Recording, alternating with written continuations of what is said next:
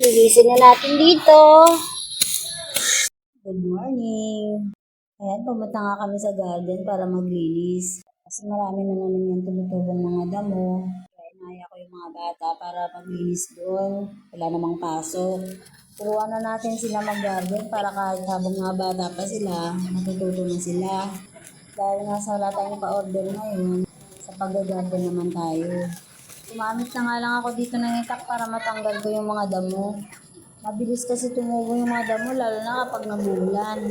Ito lang din naman ang madalas kong ginagawa kung wala akong pa-order. Nandito ako sa garden, o di kaya naman naglalaba, naglilinis ng bahay. Hira lang din ako makikapit bahay para makipagkwentuhan. Ewan ko ba, mas gusto ko nasa loob na lang ako ng bahay. Ayan, malago na yung aming talbos. Pwede nang gulayan. Saka na lang daw kapag kaano. Dalawang araw pa lang kami hindi nagpunta dito. Ayan na. Ang ganda talaga kapag kaano eh. Maganda talaga kapag nadidiligan no. May ulan. Naulanan. Ang bilis ano. Ang bilis umusbong mga mga dahon. Tama yun oh, yung bagong tanim na kangkong. Ano na agad? Ito yung bakas ng ng kain ng kalabaw. Oh, 'di ba?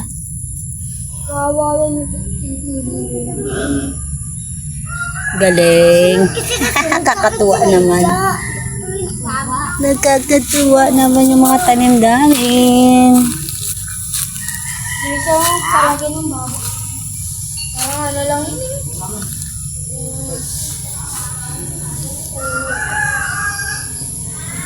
Susunod, pwede nang gulayin to.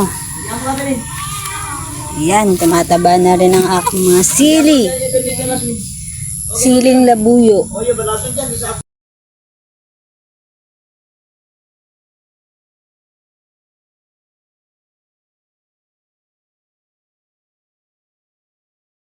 Mama!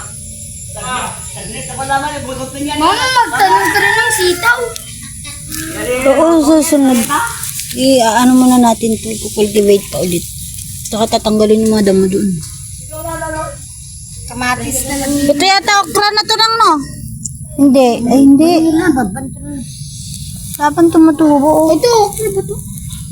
Laban tumutubo eh. Ito. Mama, ladagdal. Hindi na. Ayan. Wala pang tubo ng okra. Baguhin na lang natin. Tanim na lang ulit tayo. Huwag na. May tutubo pa dyan. Ilang araw? Isa-isa lang ata yung tinanim mo eh. 2 linggo na yun, uy. Wala. Di Baka pwede hindi pa nga naanohan. 2 linggo na wala pang tubo. Dapat tumutubo na yun. Siyempre, ayun yung mga tagakain yan oh. Ano? Linisan na to, Jacob. Kunin mo yung Kunin mo yung itak doon mag na tayo. Habang walang ulan. Mamaya biglang umulan, bumuhos ang ulan.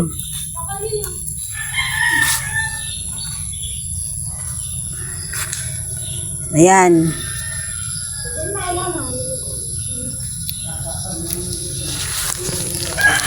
Ang alugbati. Gano'n na rin. Kumain. Yan, naglagay tayo ng ganito para paggagapangan ng mga alugbati. Pakkaraka yan, pakkarek sa itawis. Ayan nga, nabubulol pa ako sa pag-iitawis ko. Hindi ko maipigkas na maayos. Kala mo, hindi talaga itawis no? At ayan nga, tinuloy ko na nga yung pagsisipat ko ng mga damo. Sipat kasi ang tawag dito sa amin pag magtatanggal ka ng damo.